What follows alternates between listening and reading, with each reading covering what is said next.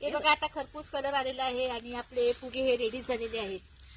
खाण्यासाठी आता सज्ज आहेत. हे बघा आपलं टोपलं देखील भरलेलं आहे. नमस्कार मंडळी, मी मीनाक्षी तुमचे सर्वांचे स्वागत करत आहे. मंडळी, आमच्या वसईमध्ये जी पारंपरिक रेसिपी केली जाते ती आज आपण या व्हिडिओमध्ये पाहणार आहोत. ही फुग्याच्या पिठाची तयारी चाललेली आहे. त्याच्यामध्ये काय काय आहे ते आता तुम्हाला कळेल. पण 1 किलो मैदा आणि पाव किलो उडदाची डाळीचं पीठ आणि 1 किलो मैदा आणि थोडं त्याच्यामध्ये यीस्ट, थोडं मीठ. ते संध्याकाळी 10 वाजता 7 बरोबर ते पीठ भिजायला 7 तास लागतात. भिजायला 7 तास लागतात. जे पीठ टाकून रात्री भिजत घालायचं.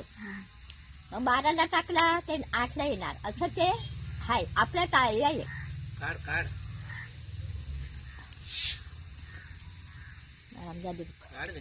जल्दी वर आजा आजा आजा जल्दी से आजा.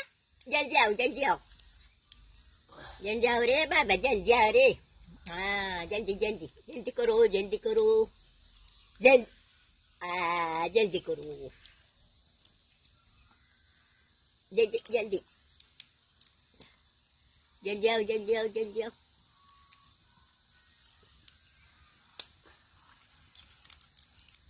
जल्दी आओ. असं काय जर असलं तर हे मेन आम्हाला लागतातच. आणि दुसरी गोष्ट म्हणजे आपले गौमाणसं आमचे गौमाणसं असतात ना त्याला फुगे आणि वालाची भाजी. दुसरं त्याने काय नको. 400 रुपये किलो असलं ना तर ते भाजी खाणारच.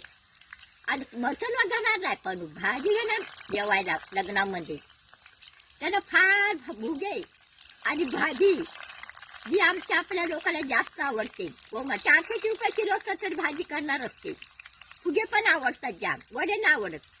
ते फुगे आपलं काय कार्य असते ना तेव्हाच आपण काढतात. नुसते कोण फुगे काढत नाही. कार्य असो, बर्थडे असो, संसार असो, लग्न असो, काहीतरी असो पण हे फुगे काढतात. नुसते कोण फुगे काढायला लागत नाही.